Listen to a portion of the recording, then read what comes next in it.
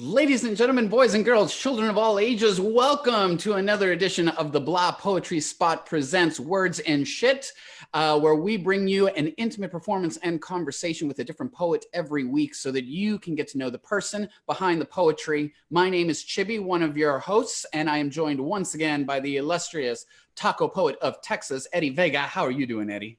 I'm doing great. Chibi, how are you today? Oh, we hanging in there. It's been a day, but Oh, we are here Thursdays now. like that. Because Thursdays when can you're be in like quarantine, you forget days that. sometimes. And not gonna lie, I thought yesterday was Tuesday. We almost didn't have you here today. Yeah, pretty Is much. what you're telling me. You know, it would have been like, Eddie, I guess I'm flying solo. Thank God that we have alarms on our phones that tell us what day it is. Yeah.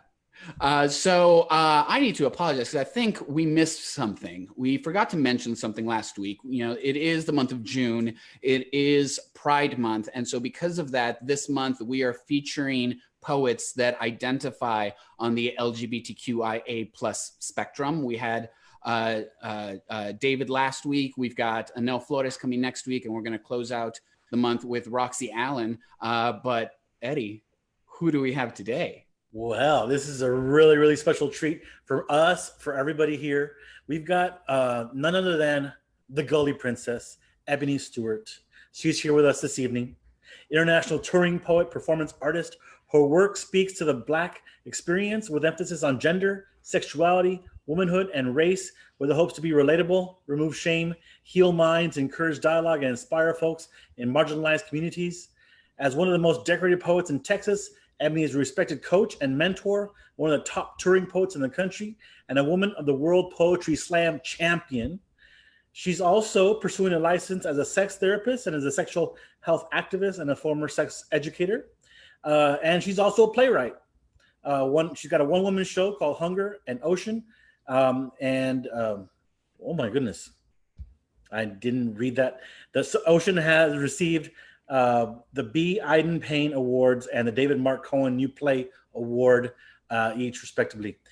She's the author of Love Letters to the Balled Fists and Home.Girl.Hood. And I have to say, Home.Girl.Hood is one of my favorite books. It's on my shelf at school, and I show it often to my students who enjoy reading some of the poems in there. So it's a real treat for us to have Ebony Stewart with us this evening. Hi, Ebony. Hey, how y'all feeling? Y'all all right? Yeah. You? Oh, no, I'm good. I'm actually really, really good. I can't believe you just read that whole bio. Y'all could have cut that shit up. Yeah. I'm feeling much better now that you're here, now that we are in the presence of the Ebony Stewart. You have a way of brightening people's day. I hope so. I hope so. That's the plan anyways. Y'all looking good. You know, just a little powder. Red on, you know. Yeah. You looking fabulous. I'm looking fabulous. Thank you. I got to put on my lashes today. Thank you, sugar. I ain't blowing nobody down yet, but I do like to put on my lashes when I get a chance. So there you go. Any excuse these days, right? Right. All right. Let us cut out of here and hand the stage over to you to do some poetry, and then we'll be right back to have a nice little conversation. Nice.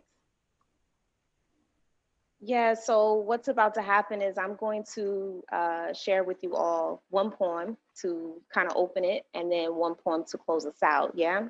But in lieu of it being Pride Month, and me falling on that spectrum Chibi was talking about, I want to do this poem called Pray Tell Them, yeah? In this version of our Lord, God comes back as a dark-skinned, fat Black woman who wears box braids, lace fronts, and melanin leave you shook. When I say she dark-skinned, I mean she can't pass and don't want to. I mean she walked into a room and everybody bowed instead of devoured that which is exotic. Because in this version, dark skin actually means power, means royal and beloved, means lead role, lead singer, and more than just a few. So all the other dark-skinned girls get to see themselves first. An original people. Call a God, I say it 3 times in the mirror and I get to worship myself. When I say fat, I mean she grew outside of your comfort zone and stereotype, found a motherfucker to fan and feed her in the summer, and you gonna get whatever body she giving. I mean, if he die, then he die. And if he won't fuck her midday, then his ass gonna freeze in the winter. I mean, shrinking is something she won't even consider. I mean, her mouth be bigger than her stomach and she can do more with it than send your food back. She be a meal and a snack, because in this version, God is not confident just because you noticed. In this version of the Holy Trinity, Jesus is transgender, Black woman and savior. I mean, who else's gospel can turn colloquial?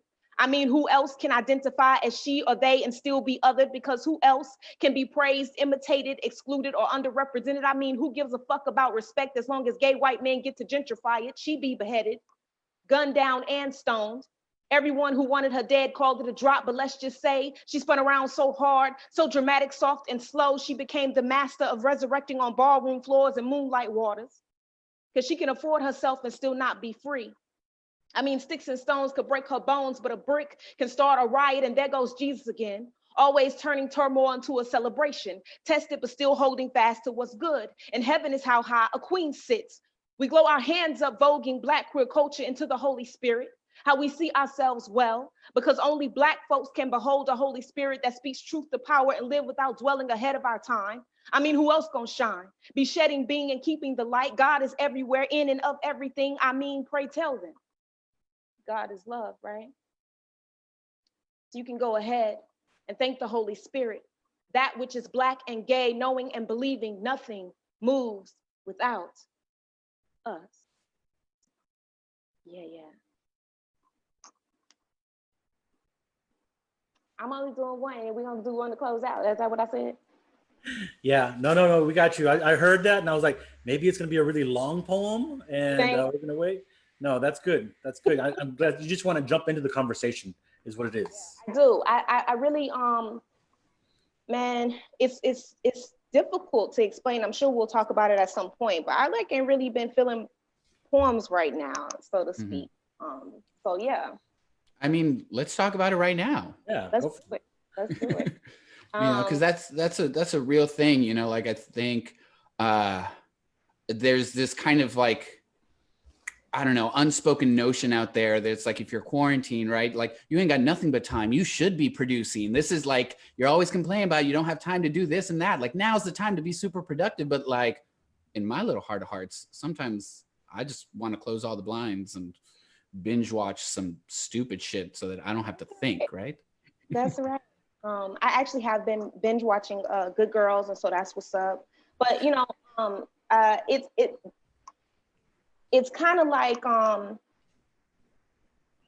I have not been able to write a poem that has stopped police from killing Black people. So I'm just really not into my poems right now. And I feel like that's the focus. I'm like, yo, what is the magic I gotta write?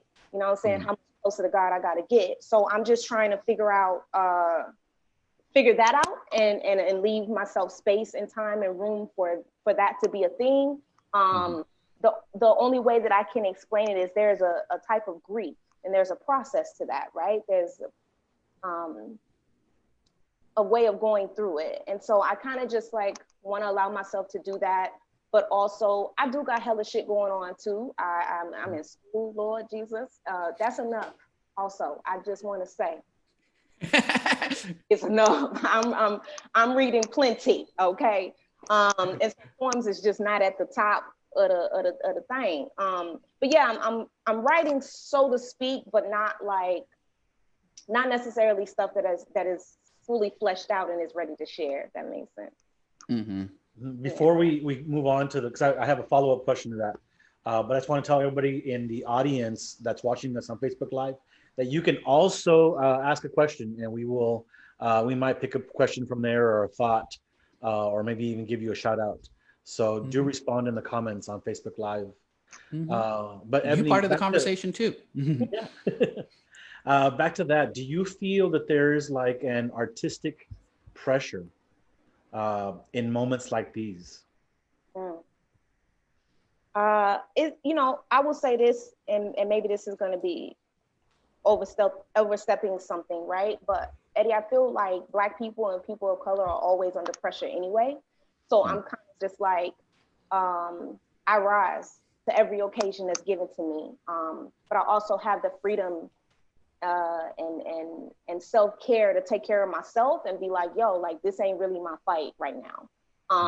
And I mean that in the most explosive of ways, right? Like I was having a conversation with one of my friends and they were like, yo, I just really ain't got it in me right now to be in the front line, to like go out there and be a part of the shit all the time. And I'm like, yeah, that's real, right? In my whole heart, I feel like Black people, people of color, have to show up all the time. And I think we know that it won't get done without us, but I'm kind of at a point where if white people want to impress me, y'all go out there, y'all be in the front line. Let me see what y'all can do. Sugar, let me see what you've learned over all these years. Let me see how down for me you is, or for us, or like how much equality you really believe in. Yeah. And so I want to see it. I'm not impressed with just like people posting memes or shit that you've been having resources and access to, right? So I'm kind of just like, yeah, there is some pressure, I guess, but I think it's just like a constant. It's never left. It's always there. Yeah. And I think too, like, it's my personal opinion, just where you're at too, in terms of your career, like you've published a few books, you've produced a few plays, and what you're talking about reminds me of this interview I heard with Chris Abani, who's like a renowned poet who's published and all of that, who's like stuck in this moment of like, yeah, I've done all of that, but I want to do something that matters, something of import, something that like 60 years down the line, 100 years down the line, someone's going to read and it's still going to resonate, Yeah. And how do you, how do you go through that struggle, right? Yeah, I feel like I write for longevity.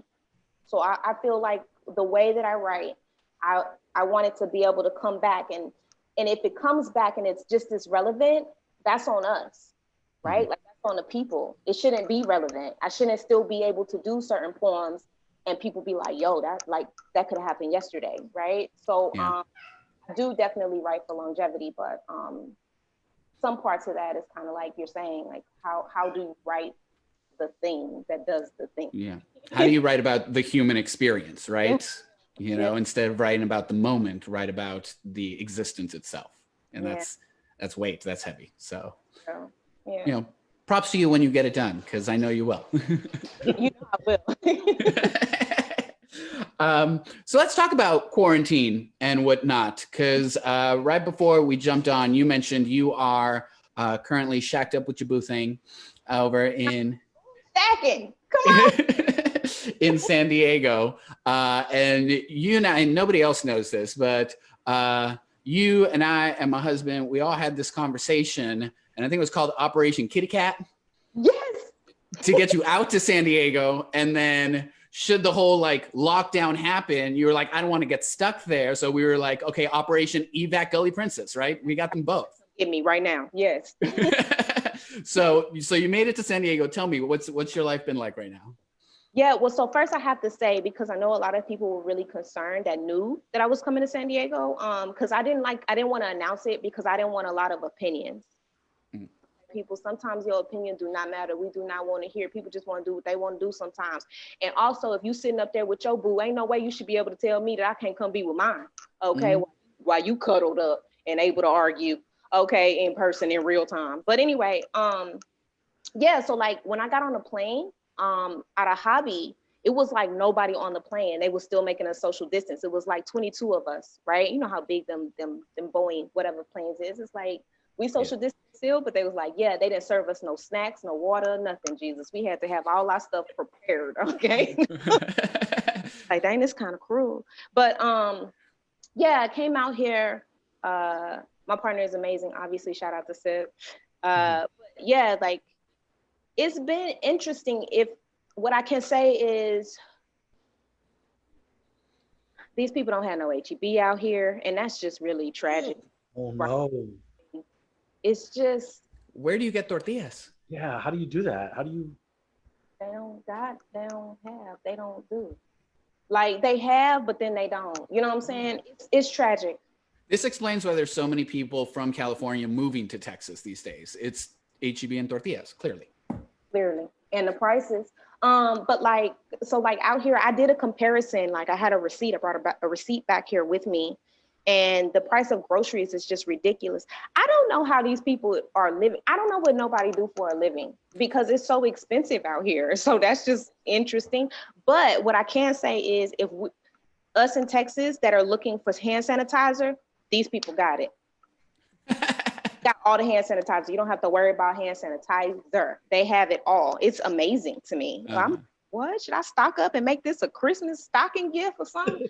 Should you start a black market, side hustle and sell it, ship it back to Texas? Kind of like hand sanitizer, tortillas. You're like, I mean, I'm out here trying to make a profit, but it's really it's been anticlimactic just for the simple fact that they're not as open as Texas is. They're taking some real precautions. That ain't no dig on Texas. I just feel like sometimes us Texans feel like we invincible in a lot of ways, but some Wild Wild West shit. But like they're gradually open. So we've just been going to like the park to walk around. We've been people watching downtown because that's very interesting and intriguing because people still out here doing a damn fool. Yeah, it's just really relaxing. Been cooking a lot. That's been my jam. I'm also tired of cooking, which has hurt my feelings because I do like to cook, but let's I thank you for segueing into that because that was one of the things that you wanted to talk about, and I have become a recent cooking enthusiast. Yes, I saw you sent the recipe thing. Yeah, the little chili, just little snippets. Can't give away all the secrets. No, that's right. That's why I ain't even answer back. I ain't shit. But I was like, nah, I can't be out here giving all my secrets. So what has been kind of like your go-to dish, or like what have you been working on like in the kitchen? Like what makes your little heart pitter patter? You see?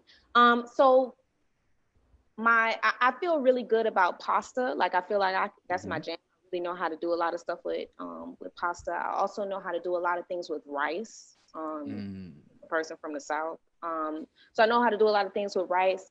And that's been like an experiment. So all types of different types of rice, like cauliflower rice, like all these things. Ask me whatever. Like we healthy over here. Have you made some risotto yet? Yes, I have made risotto and cauliflower. Have you tried that one? I don't do the cauliflower. You know that ain't your okay. But I did risotto and shrimp. That was delicious. Did you do the cream sauce with it? I think it was more of like a butter of sorts. How the cream sauce? The heavy whipping cream. Making a note. I know that's. You think I'm kidding? I know you're not. But let's see. What I really want to know or learn or teach myself how to make is ackee saltfish, which is a Jamaican dish, a traditional Jamaican dish. But the thing is that ackee is not here. Like I've looked for it.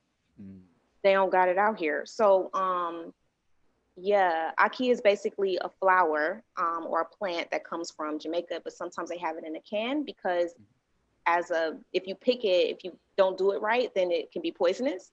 So they didn't go ahead and put it in a can. But like Ebony Stewart's like, we living in the end of time, so I'm just gonna go ahead and risk it anyway.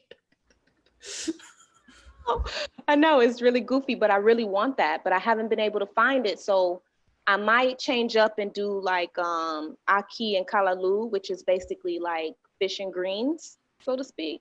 I don't know. What about y'all? What y'all been cooking? Well, I have to say before you go there is like as a bilingual poet and individual, you say that ackee is not here, but ackee is the Spanish word for here. So I was really stupid. confused. Ackee, no ackee, Ackee. Yeah. Okay. You stupid. That was clever. That was good. I've been on a ramen kick recently, and like not like dollar ramen, but like ramen, right? And so like I want to cook some, but like you can't just cook ramen and then just like serve it in a regular bowl, right? Like you got to have like those wide and shallow bowls so it's all like spread out. When I tell you today, I drove around all of San Antonio for like 5 hours trying to find these damn plates because I found them at the Asian market, but they were like $8 or $9 a piece. And I was like, I bet you I can find them for $3 somewhere. That's right.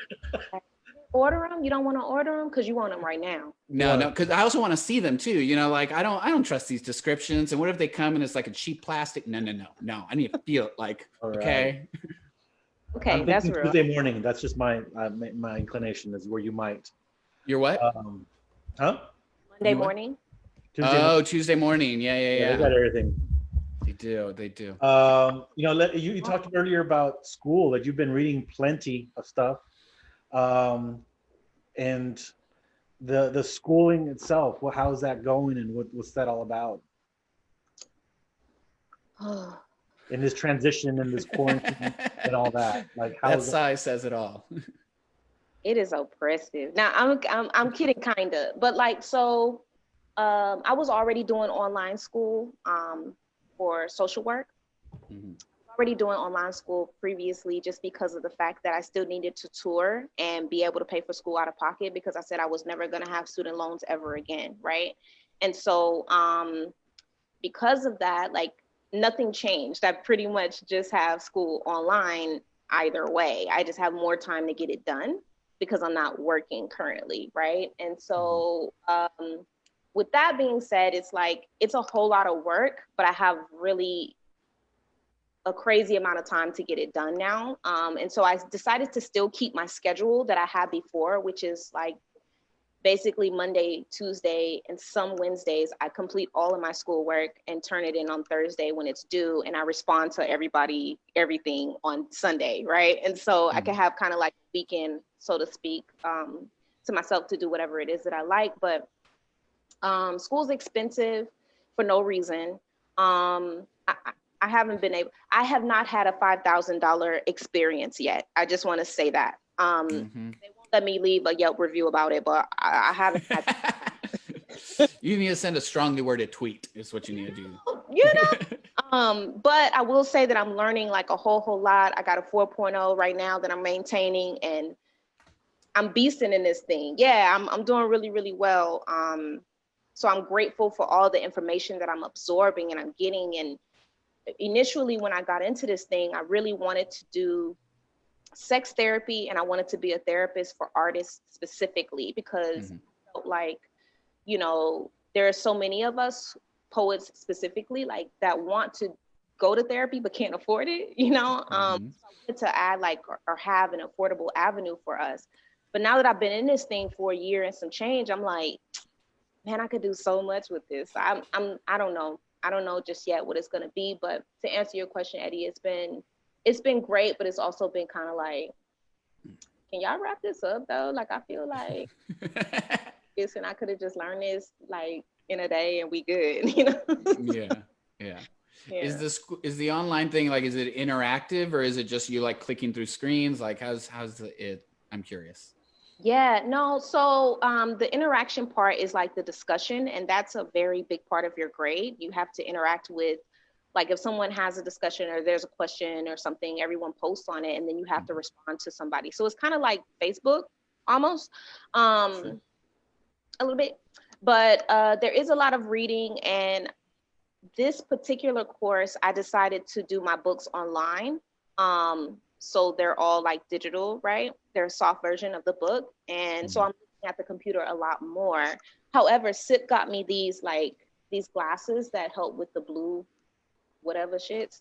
And that's been really helpful. But there's not a whole lot of teacher interaction, which I definitely prefer. Some people aren't good at or don't prefer online school, but I don't need you to let me, I'll read it. If I got some questions, I'll come ask you. Trust me, I'm paying for it. You're gonna answer my questions, right? So, but like, it's really hands off for the most part. The professor at the beginning of the week will come on and have a video that they already like filmed and tell you about what to expect of the week or what to expect about like major assignments, and pretty much it. Now, do you have on those discussions? Do you have you said they were kind of like Facebook,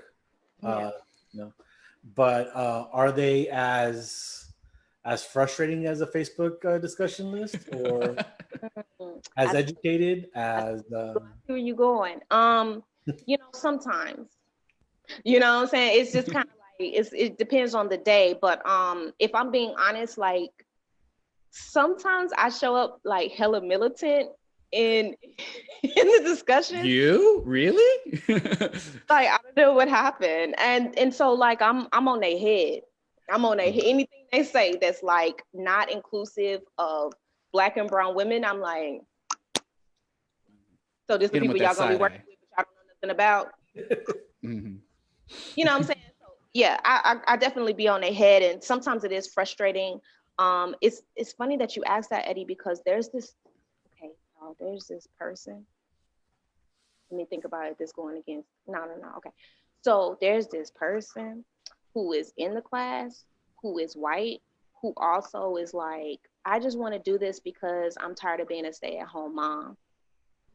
And I just don't feel like you need to be working with us. Right. I don't know. I just don't know. Like you want to do this as a hobby?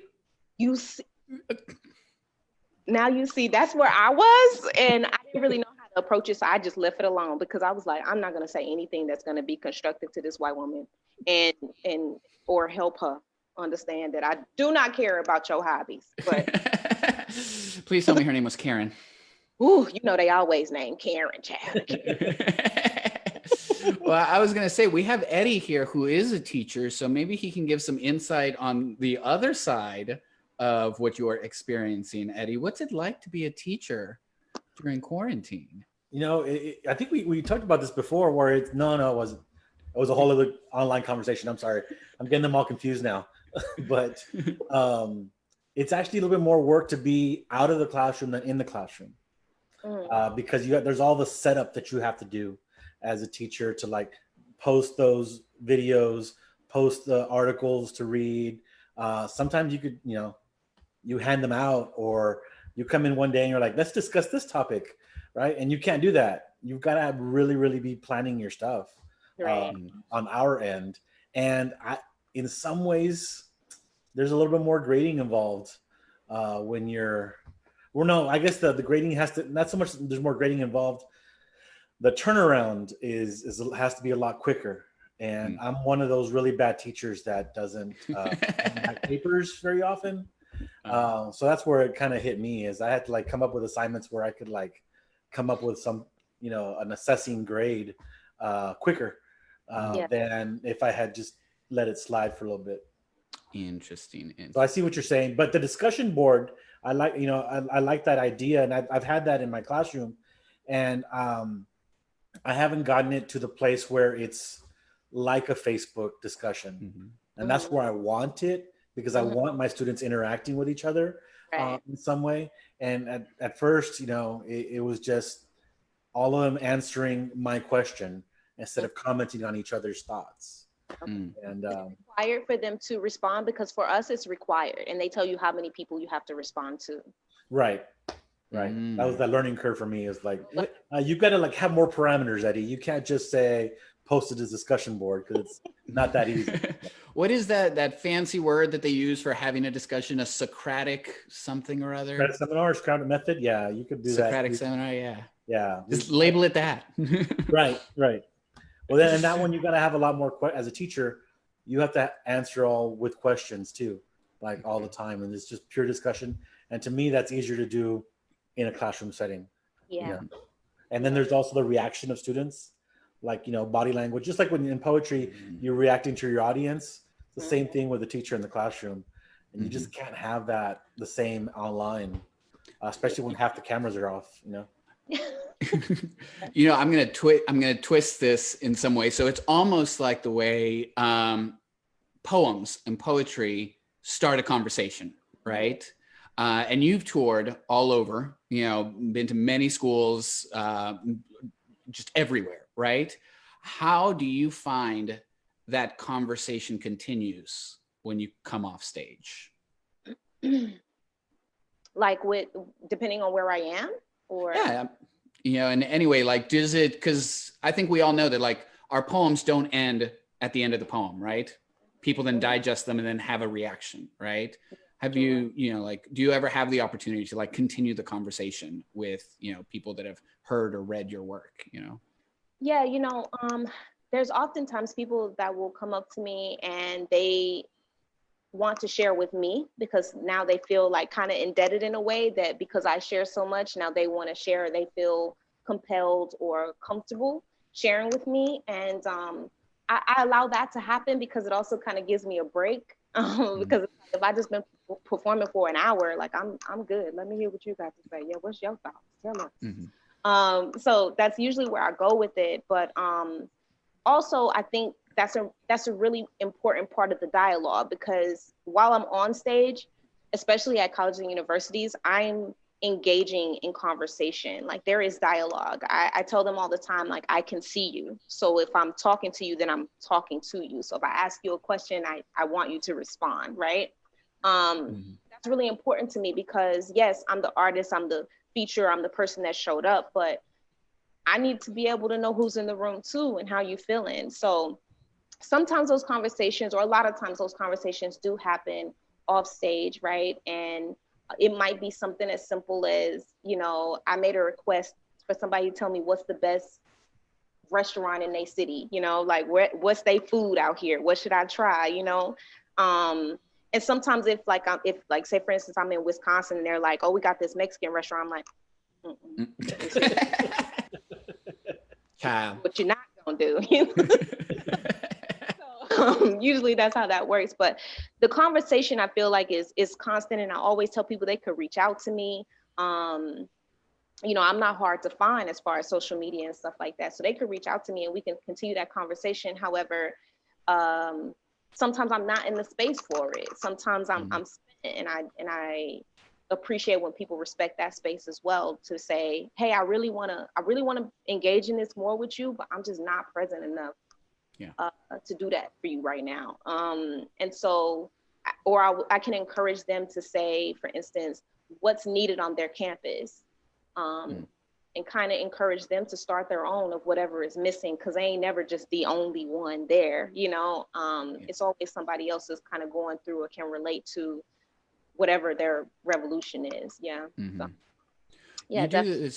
you do this great thing when you're out in these campuses on your Instagram story, where you take questions, sexual education questions, and then answer them. I'm curious, two things. One, like where did that come from? Where did that idea spawn from? And two, how does it actually work in real life? Because I've only seen it on, like the story. So I'm curious as to like how you facilitate that in real life.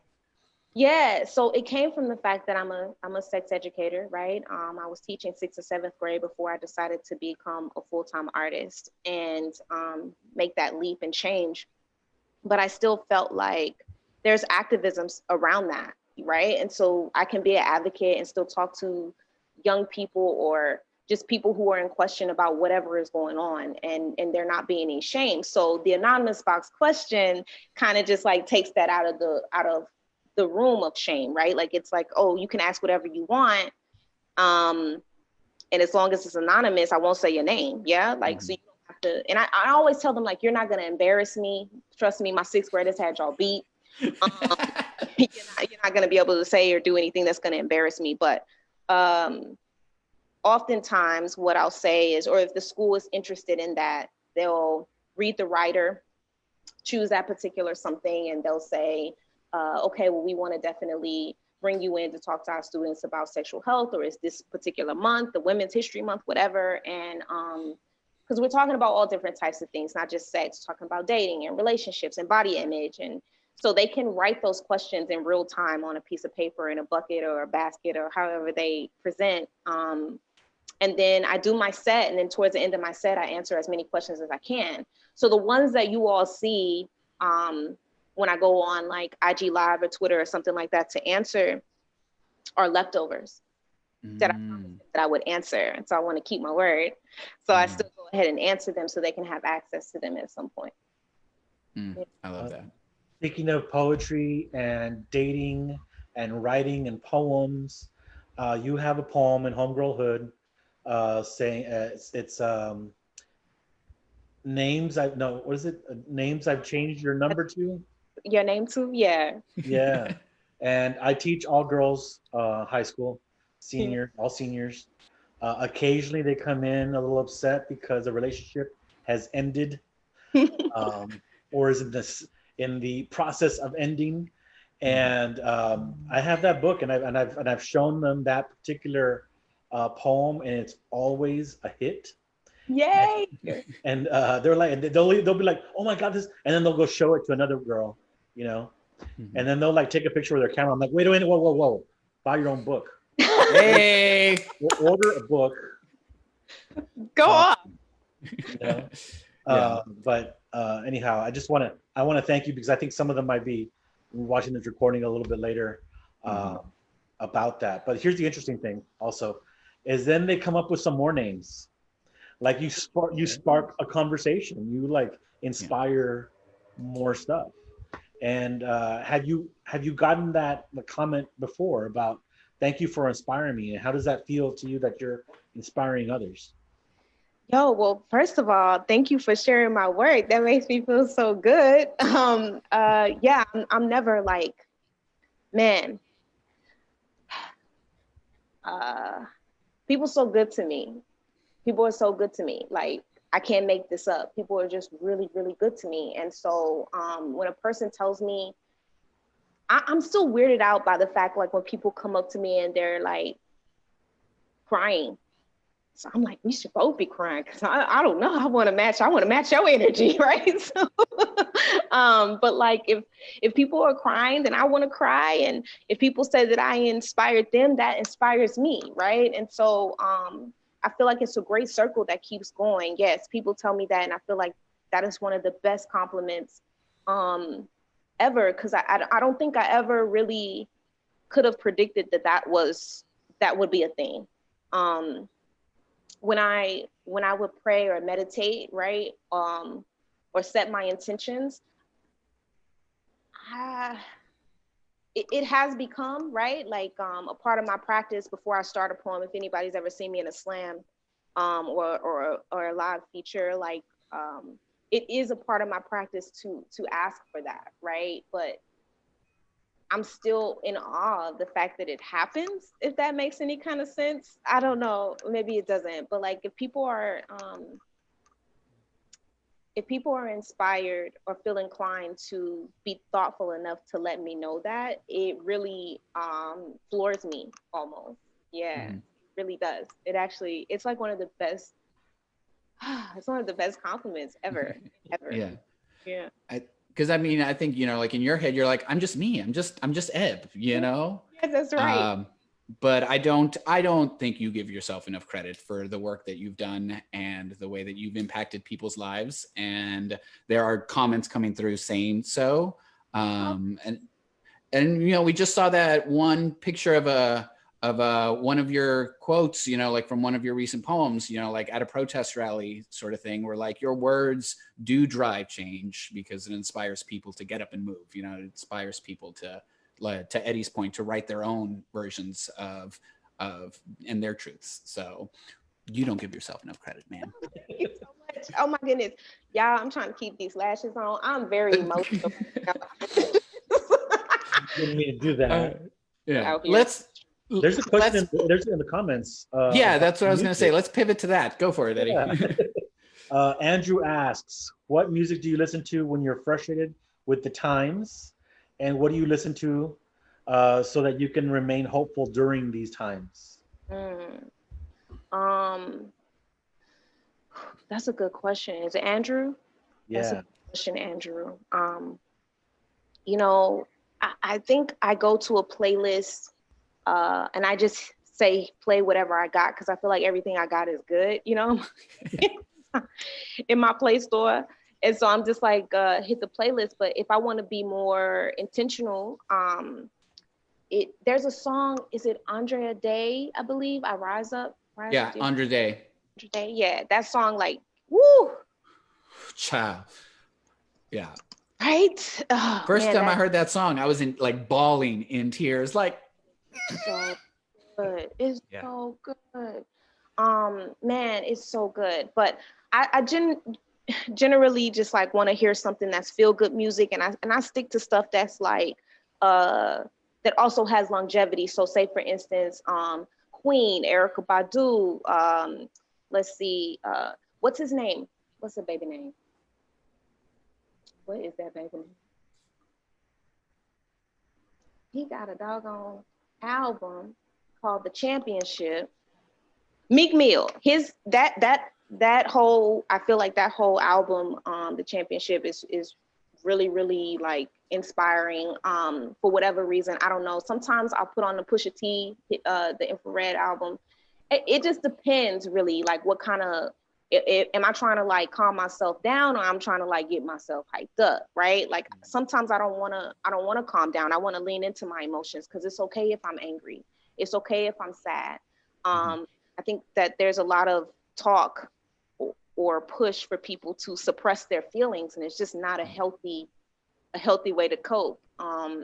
It shows up in other ways in your body. I do believe, right, that those things are connected. And so I don't want the cancer, you know what I'm saying? Like I want to go ahead and relieve myself for whatever I'm feeling. So it just depends. That's a really good question, but I can't say, you know, Sib, my partner, is actually really better at being a DJ than me. So they know what to put on. They know what to do. Yeah. So let's talk a little bit about that, you know, like mental health. You know, you've always been a very big mental health advocate. It shows in your work, and it shows in just, you know, like how you move through this world. What is kind of like your current practice? You know, like what are you doing to make sure that you are taking care of yourself in these times, or ever? Yeah, in ever, right? It changes, and I want to be able to say that, right? Like leave yourself some space for that to change. Like you may create a routine of self-care, and that might need to be altered a little bit depending on what's going on. So I try to like make a list of things that I can go to that might help, right? So I know that cooking is something that helps me. It's another way for me to think, and it takes my mind off of whatever I'm obsessing over or sad about or whatever. Like I'm actually doing something, right? Like I'm creating something that I get to actually enjoy at the end of this thing. So that feels good. Working out has been, oh man, it's always been a part of like my mental, like where I mentally am as far as how I feel about myself. I tend to not always like the way I look. And so for whatever the psychology of that is, if I worked out, like yesterday I worked out and I'm like, bitch, you killed that workout. You was fine, right? And nothing changed, nothing in that amount of time. But for whatever reason, it made me feel good. I do like to listen to music. I wouldn't say that I would go to writing, but I do like try to write a sentence or a line of a sort each day, you know, even if it's a list, because you can turn a list into a poem, right? So even if it's a list, and you know, my mom is like really influential in my life. My family, period, is really influential in my life. So getting to hear their voices or see their faces or touch them and have them in my life is really important to me.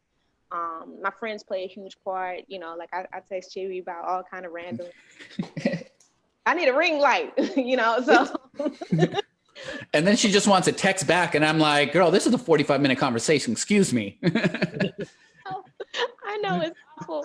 I have some go-to movies, like, okay, so like Major Payne. Okay. That's my jam, right? I'm a real weirdo sometimes with it too, because like I would say Coming to America, but also Misery. I don't know if y'all ever seen that movie, but Misery is in my top. Yeah, the Stephen King one. Yo. Oh my God. Okay, if you haven't seen it, go see it, children. Let's see. But yeah, like I've been trying to force myself, because what I realized is I'm not really good at relaxing. I tend to feel guilty if I'm relaxing. Like I feel like I should always be doing something. Like there's always something to do. So whenever that happens, I force myself to sit for longer, and I might set a timer to be like, just do nothing. It's okay. You know, like you don't just need to do something when you're asleep. You can like do nothing right now for 30 seconds, you know. But yeah, I try to do that. Anytime I get to like do my eyebrows or put on my lashes, that made me feel good. Sugar, I ain't gonna lie. I'm a really good window shopper, even online. Oh my God. Yeah. I love that. Like, I'm not buying anything, but that basket is full, child. It is. And then we're just going to Is there delete. a window shopping tradition in your household, or? No, everybody in my family buy the stuff they like. I'm really frugal. That's the word. I'm really frugal, and so I don't buy everything I want. Because we literally, when I was growing up, we literally went window shopping, partly because we didn't have money to buy stuff, but also my mother, like when we would go for walks downtown, it'd be after it was closed. So there was literal window shopping. That's all we could do. We couldn't go inside. That's one way to do it. Yeah. Oh man. So let's talk about touring. Okay. Because that's kind of, like that's been a huge part of your career. For those that don't know what that's like, tell us, like, how does touring life go for you? Yeah. Well, so like usually, we're in some very uncertain times. So usually the spring is my busiest season. Like, I kick the door down and I just don't stop from January to May. I get very little breaks, especially in February and March. There was like one particular time when I wasn't really good to myself, where I think once upon a time in February, I had like maybe 5 days off that whole month. So, yeah, it's a lot that goes into it. And I would say this, I don't have nothing against touring. I love it. I absolutely adore what I do. I'm super fortunate to be able to do what I do. I just wish that there was like a time machine I could get into, and it could just pop my ass there and I could just beat it. You know what I'm saying? Like, that would be dope. And that way I wouldn't be so fatigued and tired, and flying really honestly does awful things to the body. And so, man, you're either dehydrated, and dehydration can cause headaches. It can cause, like, I don't know, your appetite is off. It's just your ears are swimming. It's super weird. Your equilibrium is off. But then I go to my hotel room and I take a nap, and then I get dressed and go, to my show, and stay there and give myself fully. And then I go to sleep. I wake up at the top of the morning in whatever time zone I'm in, and I get on a plane and go to the next city, and I do it all over again, right? Yeah.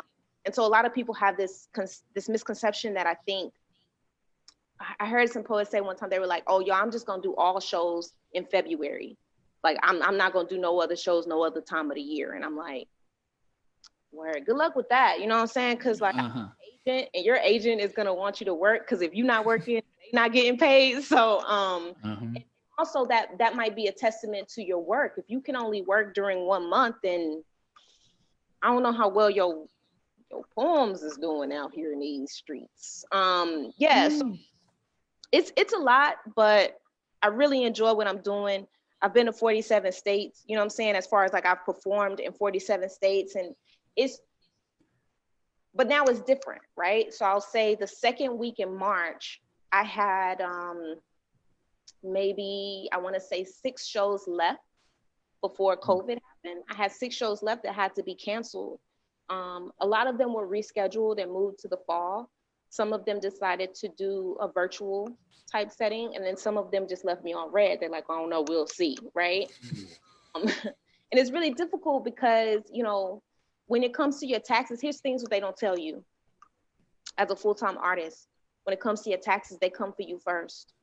They go for the people who got the money first. They come for you who don't got it. And so you're likely always gonna pay something back. Like, I haven't received a refund check since 2015. You know what I'm saying? So I'm lucky if I break even, right?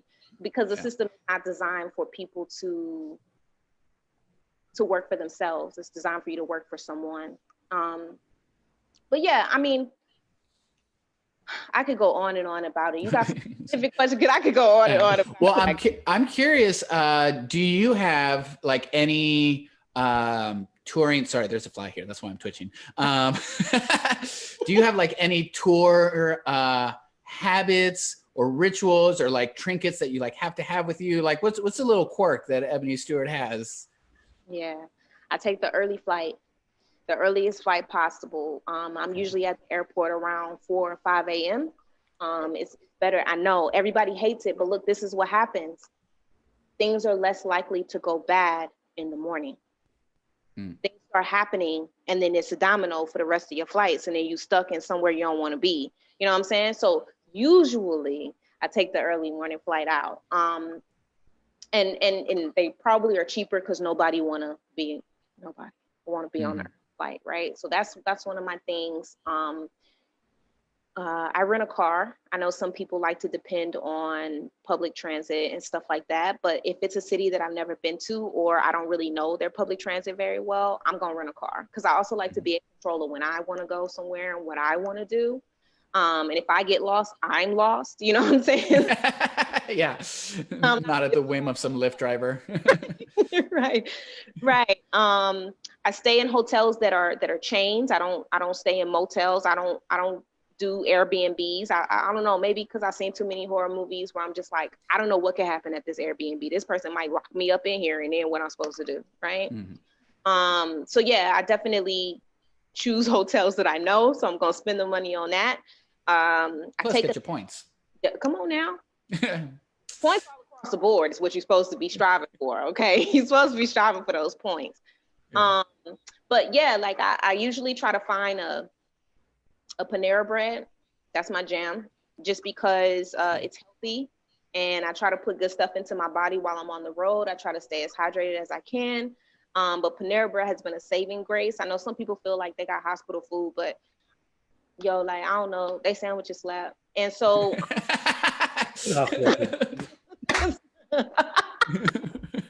so what you're saying, if somebody wants to get you a gift and they're like, I don't know, what do I give Ebony Stewart? A Panera bread gift card. That's right. There it is. They got breakfast, they got lunch, they got dinner. Okay. And so I usually get some Panera bread, or I find where a Panera bread is. I've probably already mapped that out. Because sometimes you get to a place and they don't have a Panera bread. The only thing they have is like no shade, no tea, but like a Burger King or a McDonald's. And if that's what you into, that's what's up. That's, my body don't digest that well. So if they got a Panera bread, even if it's 30 minutes out the way, I'm fixing to drive them 30 minutes, get my Panera bread, get my dinner as well, you know, and head back to the hotel. Panera is listening. You know, there's a sponsorship opportunity here. Tonight's show is brought to you by Panera Bread. It's not, but again, sponsorships. Or maybe we need that actually. Chibi, write that down. We need Panera Bread to sponsor us. Bring me back so I can tell them how I feel. Along with Tito's. Right. Yeah. But yeah, you know, like, and then I take a nap so I can decompress myself and get myself ready because I'm usually really exhausted. I'll stretch because that's really important. I get to the school an hour before. I know us poets, we have poet time, but in the business side of this thing, you being late. In the professional world. Come on now. Mm-hmm. In the professional world, you gotta be on time, Sugarfoots. Okay, there's poetry time unless you don't want all your money. So it's a part of the contract that you sign. That part. So yeah, I get there early. Some people like to go like into their green room. I'm very much the person that wants to sit out in the audience. Like, if they know who I am, cool. If they don't, even better. Because I want to sit there and see how these people move, what they doing, what they eating, what they talking about, you know, because it's all fuel for me to use in my show when I'm having conversation and dialogue with them. So yeah, and then, you know, like I said, you finish the show, you have the conversations, you take the pictures, you give the handles out, and then you go back to the hotel room by yourself, you eat your Panera bread, you go to sleep, you do it all over again. Yeah. So I'm thinking that another good thing about the early flight is that you can use that as your excuse later on when someone's like, hey, let's go and do this, do that. And you're like really tired. You're like, no, I'm sorry, I've got an early flight. I can't go hang out with you. I'm responsible. Right. Eddie, stop giving away her secrets, okay? Next Well, time yeah. she gonna be in some city and she can be like, no, it's because I have an earthly flashlight. Boo! I saw that podcast. I saw that show. You lied. But the other question is, what's your favorite college or college town to be at, Ooh. or which one really surprised you? Lord, I don't You know have if I a should list. I don't know if I should say favorites because people be sensitive about their school child. They really do. Okay, people be gang banging. We want her to get booked again, okay? That's right. But who I can mention that I've consistently gone to for, I want to say 4 years now in a row, is Central Michigan University in Mount Pleasant, Michigan. They put on for me every single time. That's also a show that I do with Asia Sampson. I don't know if y'all know I was going to say that. That sounds familiar. I think Asia also mentioned that one is Yeah. one of his favorites too. Yeah, we definitely do that show together. We take it over, right? And they have, I don't know, the biggest number I think that we performed for, or that I have, because Asia was doing it before me, was 2,300 incoming freshmen that you perform in front of. And the energy is unmatched, is what I'll say. It's unmatched. It's no slam you've been to. It's no final stage that you've performed on. It's like, these people are here for poetry. All of them? That's wild. Like, they don't even know what's about to happen to them this year because they freshmen. You know what I'm saying? Yeah. Maybe that's why. Yeah. Welcome to college. Yeah. There's also there's an institute in Institute of Technology that happens in Chicago, and they do an incoming freshman as well. But these kids are like, or these young people, excuse me, are like, they're like the mega minds. Like, they're like the people that are building the things that we're using right now, right? And so they're super nerdy, and I love it because they're super shocked by what I'm talking about, especially like, they're like, what, are we expected to have sex? I'm not ready to have sex, you know? Is that a course? Are they gonna teach us how, right? So that's always a good time because you get a good shock factor out of them. But I do have some schools that I won't name that are on my will not return list, because some schools do a damn fool when I go there. Meaning they could maybe not have anything together. Like, one time I went to a school, I could say they were in Texas. I went to a school and they didn't know I was coming. They forgot. Like, they had no idea. My contact person was on a plane. I talked to him. He was on the plane. He was like, "Oh, you there?" "Yes." "Where are you, sir?" So yeah, I have some schools that I'm like, nah, I'm not trying to return to that school. But for the most part, it just goes back to people are super good to me, yo. So which is an exhausting factor of like, when you have consistently good shows, it's so exhausting.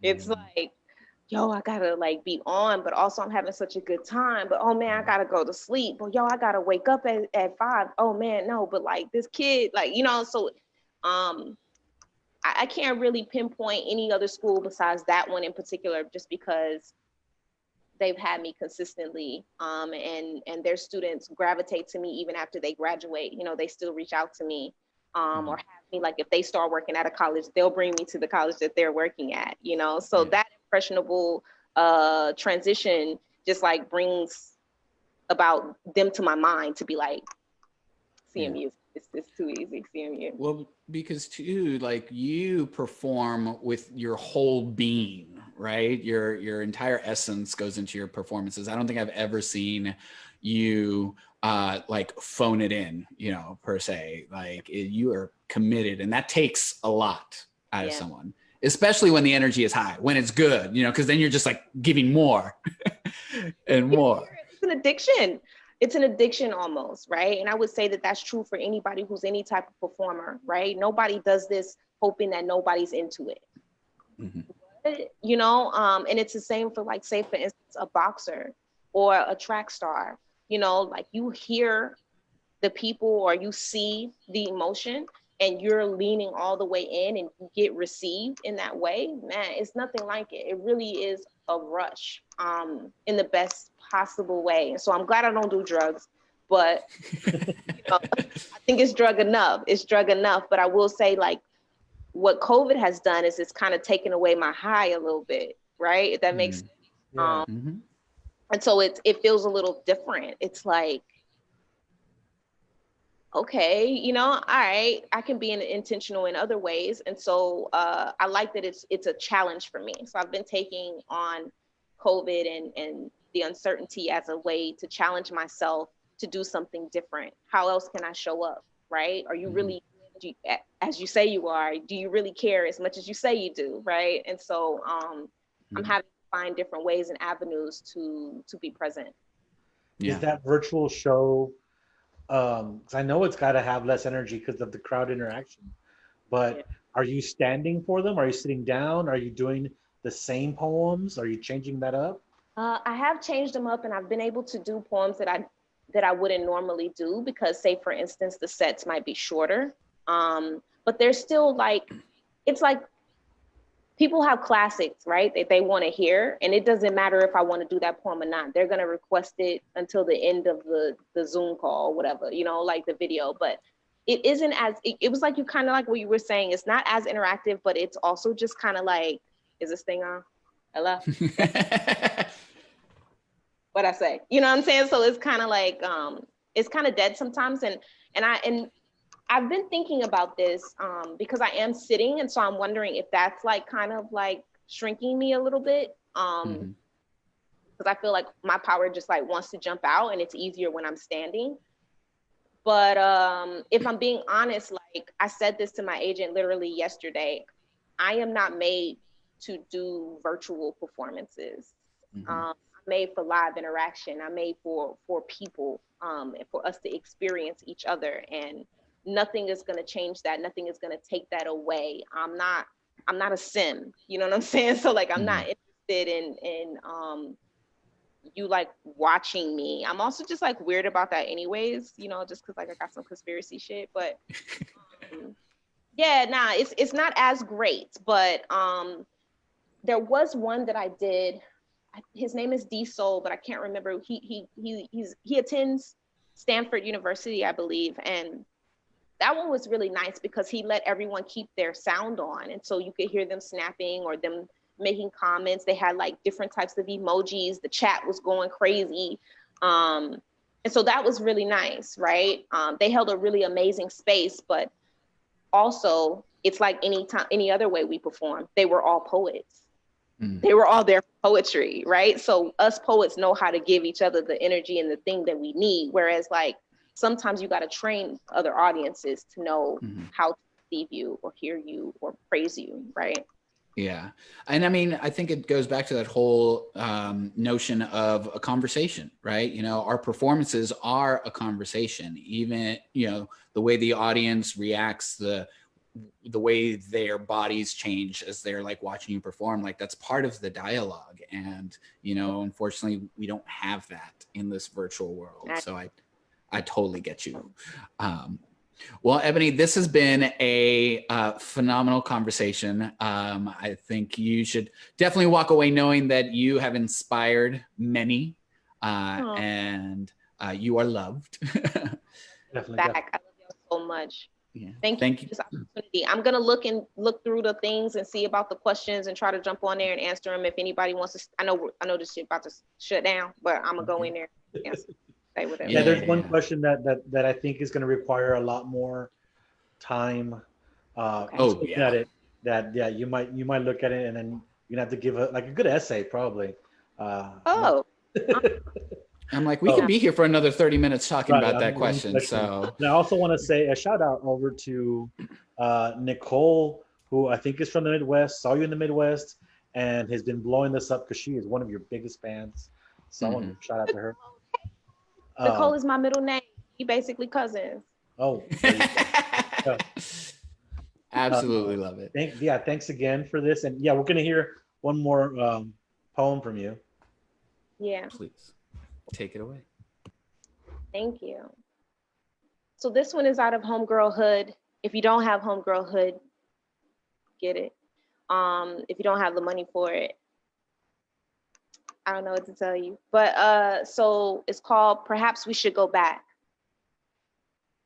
Pack our suitcases, boxes, and barrels full of rice, sugar, and cotton, spices, recipes, and oils, ancestry, legacy, and midnight customs, greetings and slang, our melanin, our organs, music, moods, and memes, photographs, language, and plunder, witchery, black magic, and holistics, unruly, offensive, good for nothing, but dying twice as good bodies. Yeah, we should leave. Leave them to their pale and soulless, selfish and greedy, offbeat selves, weathered and rubber faces, unseasoned chicken and Kardashians, winter women without legs, love for hatred, conniving and cunning, their obsession with murder and war and raping and killing, injustice and prisons, dick measuring contests. I say we leave. Yeah, start our own government without their obstacles and struggle. America in its robbery, name ourselves as gods delivered from everything, be original, jubilee, tribe, and kin, use the rest of our time left loving and undoing the anguish done to us by their men, be our own, unique and beautiful, leave them dullard, ugly, and terrible.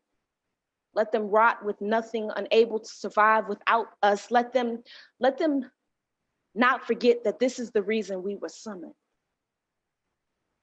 A whole illusion of weak people pretending to be white, claiming to have superiority, but unable, unfit, remiss to do anything. Thank y'all so much. I appreciate it. Yeah, this is a good look. I really appreciate what y'all is doing for us, the artists and the poets and the people. Thank you so much. We tried. Thank you for that poem, because it proves one more thing, that a good poem is timeless. You can put it in any place, and that one totally fits in this moment that we're in right now. And I know it wasn't written like a week ago. Right. No, it wasn't. Thank you so much. So we're at that part of the show where handles, websites, etc. People want to find you. People want to buy your stuff. Where can they go? Okay, so yeah, if you want to buy Home.Girl.Hood or Love Letters to Balled Fists, you can actually go to Right About Now, Juan Poetry, Write, WRITE, About Now Poetry. They definitely have bundles. They have the book as a bundle or whatever. If you're like interested in following me on Instagram, it's Gully Princess, Gully Princess. Ain't no Z's, ain't no underscores. I don't do none of that shit. Also, if you're into like rants and retweets, even if it's your tweet about me, like, or just about work or poetry or whatever, you like down for the cause, it's EB Poetry. That's EB Poetry because like my name is Ebony. And so yeah, so you can like do that. I don't know what else, like if you're like down to like go to my website, that's ebpoetry.com, but I'm not really hard to find. If you forget anything, you can just Google Ebony Stewart. It's out there. You out there. She kind of famous. Yeah. She kind of a big deal. Ebony Stewart, everybody. Thank you so much for being here with us, Ebony. We love you. Take care of yourself. Stay safe out there. I love you.